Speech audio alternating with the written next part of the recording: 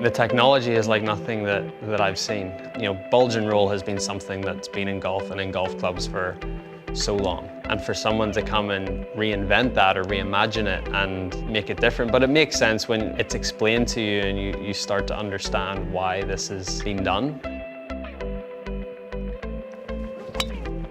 I'll always ask why, like, okay, well, why have you done this? What's going to make this better? Why is this going to make the ball fly straighter? So to see the technology in practice and see the numbers on TrackMan or the ball flight and say, okay, I hit that a little further out of the heel and it still went pretty straight, or I had a couple of shots out there that I took my M2 driver and I missed it by 4 millimeters in the heel, but it went 6 yards offline, where I miss the M3 8 millimeters off the heel, but it only goes 3 yards offline. You know, so it seems like, you know, even a worse miss, it still results in a better shot.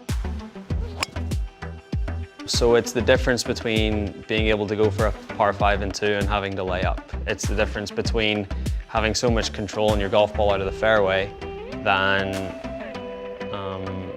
being in the rough and maybe not being able to go for a pin or having to play safe. 3 yards doesn't sound like much, but it makes a huge difference, especially out on tour when the rough is thick and you're penalized for every little thing that you might hit one offline. Just to know that you have that little bit margin for error, it's a nice comfort to have when you step up on the tee and hit your driver. It's going to improve everyone's game, not just mine, not just the top players in the world, but all the way down to, you know, the guys that don't get the time to practice that much and only play once a week or whatever it is. You know, they're not going to be as consistent and hit the ball out of the middle of the club face every time, so they need all the help they can get.